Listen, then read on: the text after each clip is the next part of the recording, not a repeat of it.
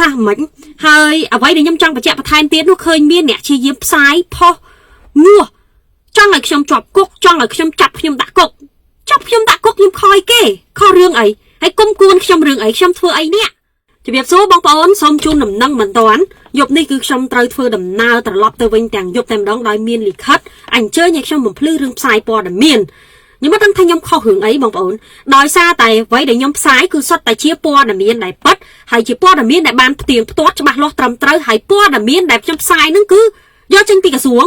ដែលផ្សាយហើយនឹងព័ត៌មានផ្លូវការធំចាហើយបើពីខាងថៃមួយថ្ងៃនេះគឺខ្ញុំអត់មានផ្សាយអីទេខ្ញុំផ្សាយតែរឿងដែលគាត់បង្ហាញ F16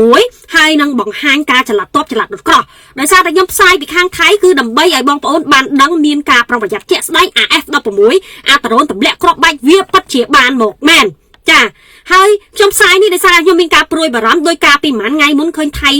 ខ្ញុំបានផ្សាយ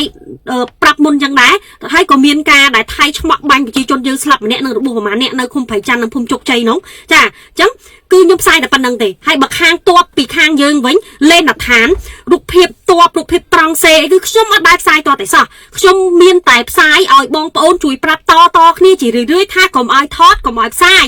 ពីរូបតបយើងពីរូបលេនដ្ឋានអីហ្នឹងខ្ញុំតែងតែបញ្ជាក់អញ្ចឹងរហូតចាហើយ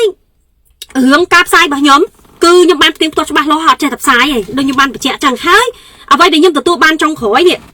គឺមន្ទីរព័ត៌មានខេត្តបាត់ដំបងបានចេញព័ត៌មានបដិសេធខ្ញុំផ្សាយព័ត៌មានคล้ายហើយខ្ញុំលើផុសហ្នឹងគេបោះត្រាហ្នឹងគឺខ្ញុំផ្សាយថាល្ងាចមិញផ្ទុះរៀលដាល់ដល់សំពៅលូនខេត្តបាត់ដំបង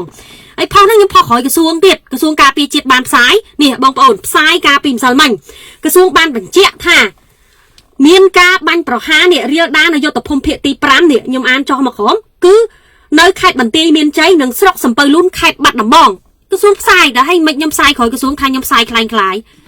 ហើយเพจព័ត៌មានធំផ្លូវការជាច្រើនក៏បានផ្សាយដែរហើយមកបោះត្រាលើតែខ្ញុំអញ្ចឹងចាហើយខ្ញុំផ្សាយតាមក្រសួងសោះហ្នឹងអត់ដឹងថាមិនហើយអ្វីដែលខ្ញុំចង់បញ្ជាក់បន្ថែមទៀតនោះឃើញមានអ្នកជាយាមផ្សាយផុសងួចង់ឲ្យខ្ញុំជាប់គុកចង់ឲ្យខ្ញុំចាប់ខ្ញុំដាក់គុកចាប់ខ្ញុំដាក់គុកខ្ញុំខ້ອຍគេខុសរឿងអីហើយគុំគួនខ្ញុំរឿងអីខ្ញុំធ្វើអីនេះហ៎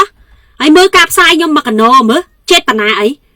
បើសិនជាបានមើលឃើញគ្រប់ផុសរបស់ខ្ញុំប្រកាសជាយល់ហើយចាហើយហេតុអីក៏មកគុំគួនអីស្អប់ជន់ញីខ្ញុំហ៎ចង់ឲ្យខ្ញុំស្អីជាប់គុកញុះឲ្យខ្ញុំជាប់គុកញុះឲ្យខ្ញុំជាប់គុកនឹងមិនចាអរគុណបងប្អូនអញ្ចឹងខ្ញុំទៅបំភ្លឺហើយព្រោះខ្ញុំស្អាតស្អំខ្ញុំអត់ខ្លាច